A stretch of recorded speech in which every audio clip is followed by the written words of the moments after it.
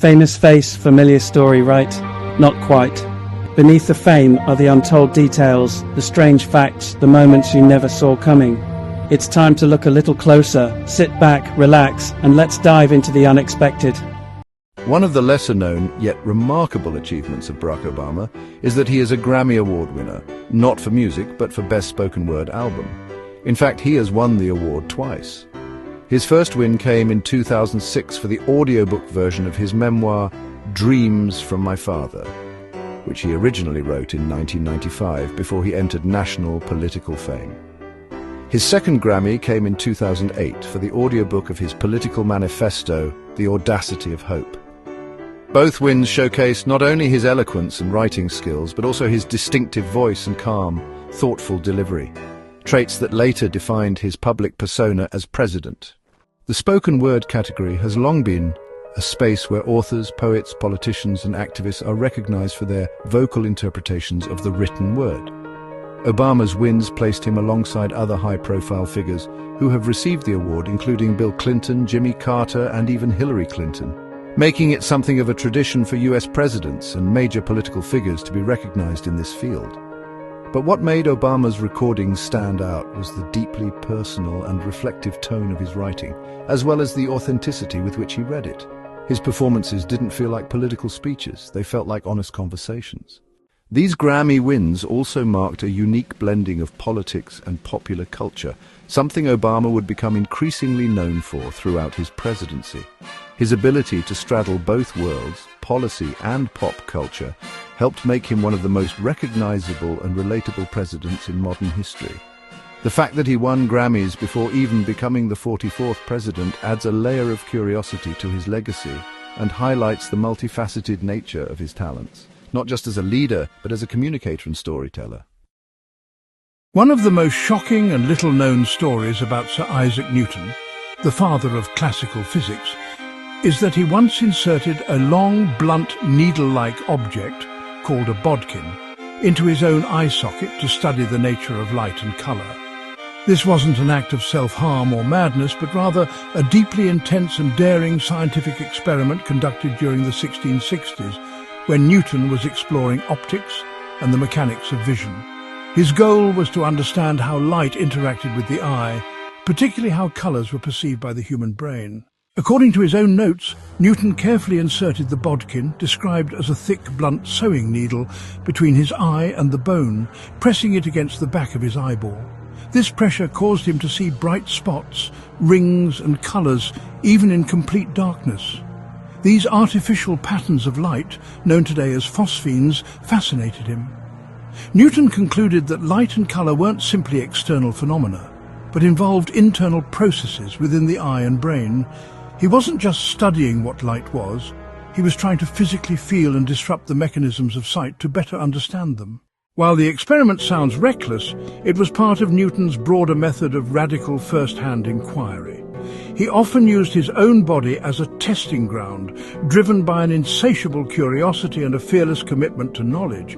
This eye experiment contributed to his groundbreaking work in optics, including his discovery that white light is composed of a spectrum of colours, which he demonstrated through prism experiments shortly after. His work laid the foundation for our modern understanding of light and visual perception. The bodkin incident has become a symbol of Newton's extreme dedication to science. Some say even his obsessiveness. While most modern scientists would shy away from such dangerous methods, Newton lived in a time when the boundaries of knowledge were still being discovered through bold and often painful experimentation. His willingness to push the limits of his own senses reflects the raw intensity of the scientific revolution he helped ignite. One of the most inspiring and ironic chapters in Oprah Winfrey's extraordinary career is the fact that she was once fired from her first television job, reportedly because she was deemed unfit for TV. In the 1970s, early in her broadcasting journey, Oprah worked as a news co-anchor at WJZ-TV in Baltimore. Despite her natural charisma and emotional authenticity, her style didn't fit the mold of what news directors at the time considered professional or traditional. They felt she was too emotionally involved in her stories and lacked the polished detachment expected of a news anchor. Eventually, her contract was terminated, and she was removed from the anchor desk. At the time, this could have seemed like a career-ending setback.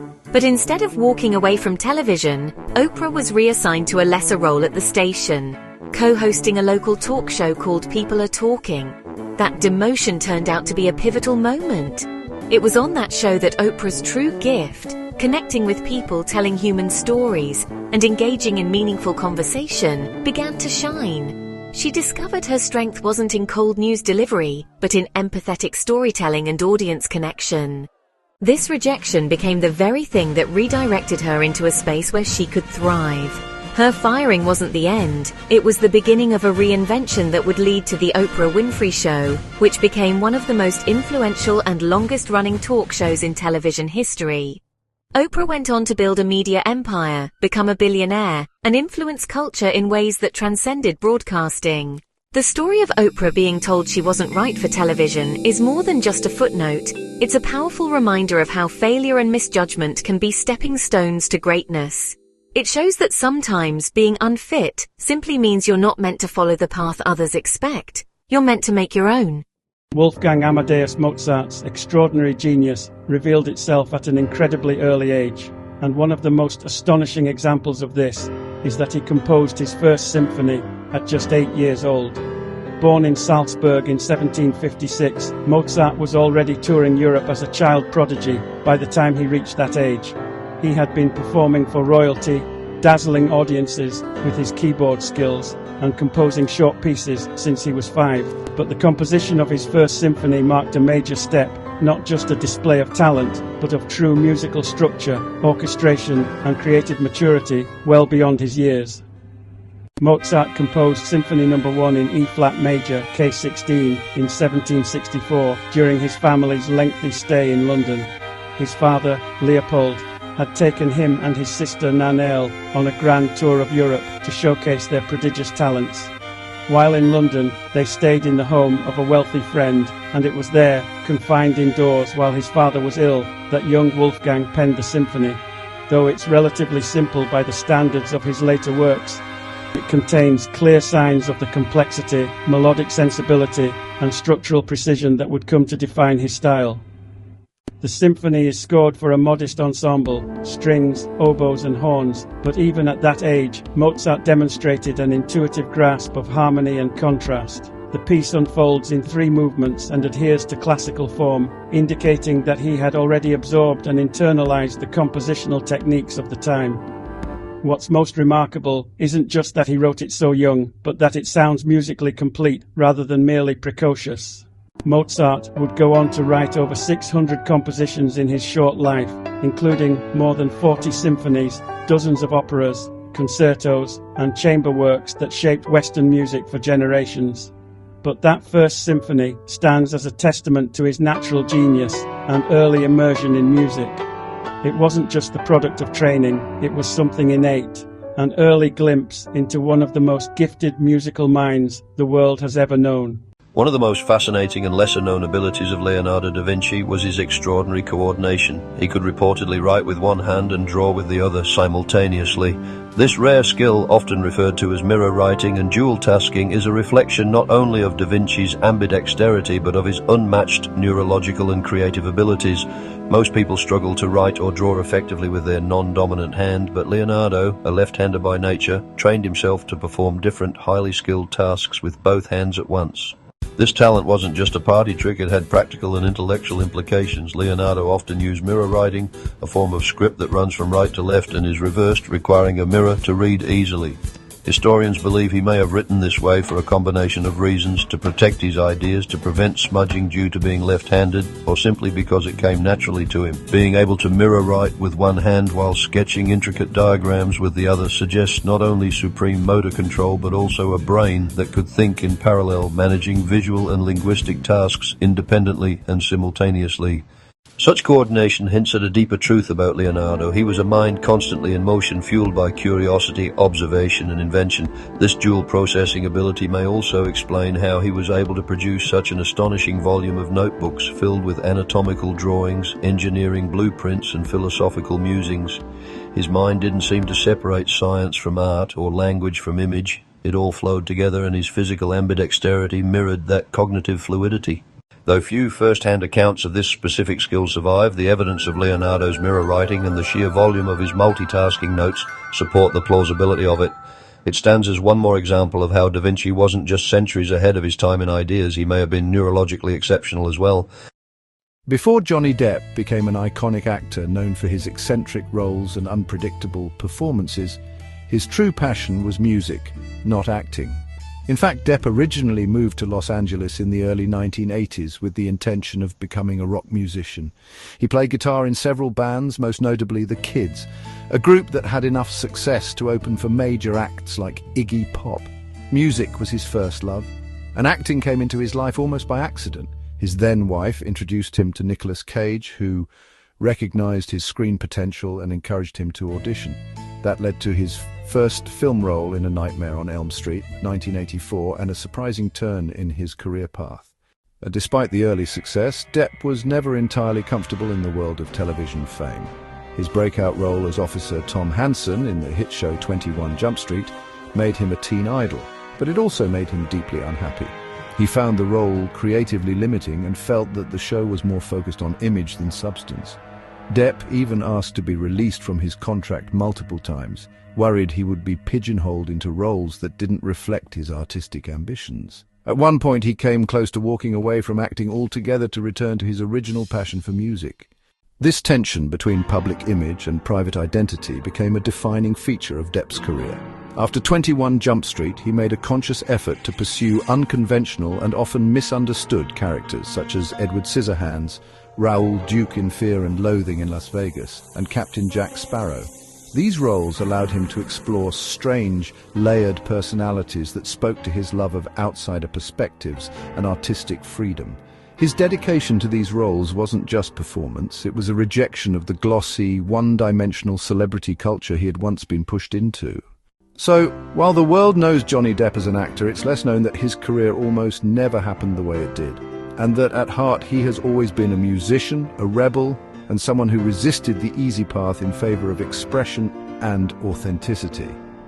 This early struggle shaped his refusal to be categorized, making him one of the most distinctive and unpredictable actors in modern cinema. A fact not widely known about Doris Day is that she never intended to become an actress or singer. Her true ambition was to be a professional dancer. As a young girl, Doris Mary Ann Kappelhoff trained seriously in ballet and tap, dreaming of a future on the stage. She had talent and dedication, and her future in dance looked promising. But at the age of 13, her aspirations were shattered, literally, when a car accident severely injured her right leg, ending any hope of a dancing career. During her long recovery, confined to bed for months, Doris began singing along to records and the radio to pass the time. It was then that she and her mother realized she had a natural gift for music. What started as a way to cope with disappointment soon led to singing lessons, local radio performances, and eventually gigs with big bands, including Les Brown's orchestra. Her hit with Brown, Sentimental Journey, catapulted her to fame, and soon Hollywood came calling. But acting was never part of her original plan. Despite the cheerful, wholesome image she portrayed on screen, Day was known to be incredibly shy and private in real life. She often suffered from anxiety and was uncomfortable with public attention. Far from the glamorous star persona Hollywood created, Doris preferred quiet moments at home, particularly in the company of her beloved animals. Off-screen, she endured deep, personal hardships, including 4 troubled marriages and a shocking discovery that her third husband and manager had mismanaged her finances, leaving her with significant debt late in her career. Through resilience and quiet strength, Doris Day rebuilt her life and continued to work, eventually becoming a passionate animal welfare advocate.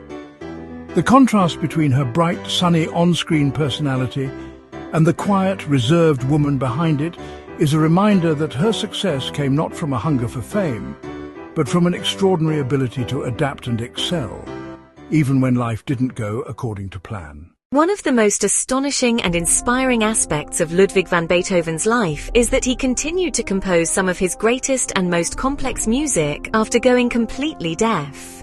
By his late 20s, Beethoven began experiencing hearing loss, a devastating condition for a composer whose life revolved around sound. His early symptoms included tinnitus and difficulty hearing high frequencies, and over the next 2 decades his condition worsened. By the time he was in his mid-40s, he was functionally deaf, relying heavily on notebooks and written communication. Rather than ending his career, Beethoven's deafness seemed to drive his creativity inward.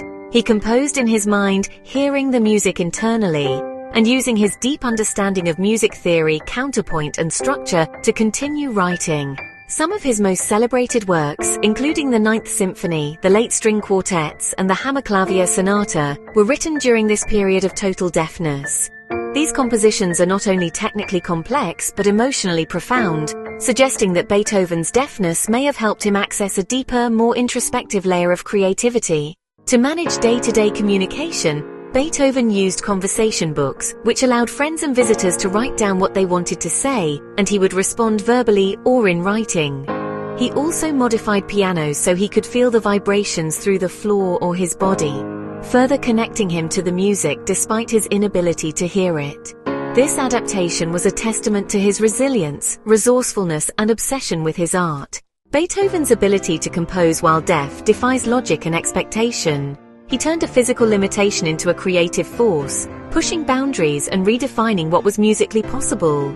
His legacy is not just about musical genius, but about endurance, transformation, and triumph over silence. His life stands as one of the most powerful examples of the human spirit, refusing to be silenced by adversity. Despite being one of the most recognizable and enduring stars in Hollywood, Tom Cruise has never won an Academy Award, a surprising fact given his decades of box office success and several critically acclaimed performances. Cruise's career began in the early 1980s, and by the time Top Gun catapulted him to superstardom in 1986, he had already established himself as a charismatic and bankable leading man. Yet, even as he evolved into a more serious actor, the Academy's highest honor has always eluded him. Cruise has been nominated for an Oscar 3 times. His first nomination came in 1990 for Born on the 4th of July, in which he played Vietnam War veteran Ron Kovic. The role marked a dramatic shift from his earlier work and showcased his range and emotional depth. His second nomination came in 1997 for Jerry Maguire, where he combined charm and vulnerability as a sports agent navigating a crisis of conscience. The third came in 2000, Magnolia, in which he played a deeply troubled motivational speaker, a performance widely praised for its intensity and complexity. Despite strong performances and competitive years, he lost each time to other notable actors. The absence of an Oscar win hasn't dimmed Cruise's influence or ambition. Over the years, he's become synonymous with large-scale action films, particularly the Mission Impossible franchise, where he is not only the lead actor, but also a driving force behind the production. His dedication to doing his own stunts and pushing cinematic boundaries has earned him respect within the industry, even if the Academy has not formally recognized him with a golden statue. Some speculate that Cruise's shift toward blockbuster action films over prestige dramas may have influenced the Academy's reluctance, as the Oscars have traditionally favored dramatic and character-driven roles. Others suggest that his involvement in Scientology and his sometimes controversial public image might have played a role in his awards trajectory. Regardless, Tom Cruise remains a singular force in cinema. An actor-producer who consistently draws audiences and reshapes expectations, whether or not the Academy ever chooses to honor him. A lesser-known aspect of Winston Churchill's life is that he was a passionate and prolific painter, a pursuit he took up in middle age as a way to cope with deep personal struggles and bouts of depression. Churchill referred to his episodes of mental illness as his black dog, a term he used to describe the overwhelming gloom that would occasionally descend upon him, especially during times of political setback or personal loss. One such low point came in 1915 after the failure of the Gallipoli campaign during World War I, for which he bore significant blame. It was during this time of forced withdrawal from public life that he discovered painting as a source of solace and emotional escape. Encouraged by friends and family, Churchill picked up a paintbrush in his 40s and quickly fell in love with the process. It became more than a hobby, it was a form of therapy. Over the course of his lifetime, he created more than 500 paintings, primarily landscapes, still lifes, and scenes inspired by his travels to places like France, Morocco, and Italy. He had a particular fondness for the countryside around his beloved home at Chartwell in Kent, where he often painted on plein air, capturing the play of light and shadow across the gardens, ponds, and rolling fields. Churchill took his painting seriously, studying the techniques of masters and improving steadily over time. In fact, he submitted some of his work under the pseudonym Charles Moran to avoid prejudice from art critics who might judge the work based on his political fame. One of his paintings even won first prize in a competition judged anonymously, a quiet validation of his talent. He never claimed to be a great artist, but he found tremendous personal value in the practice and wrote about it eloquently in his essay Painting as a Pastime, where he described how immersing himself in colour and form helped lift the weight of worry and care. For Churchill, painting was not about recognition or public success. It was a deeply personal refuge, a place where he could escape the pressures of leadership and the darker corners of his own mind. His work reveals a softer, more introspective side to a man who is often remembered solely for his wartime resilience and defiant speeches. The paintings he left behind are not only an artistic legacy, but also a window into the emotional depth of one of history's most complex figures. Thank you so much for watching. I hope you enjoyed diving into the lesser-known side of these celebrities, but the story doesn't end here. Next up, we're pulling back the curtain on celebrities both past and present. You won't want to miss. Stay tuned.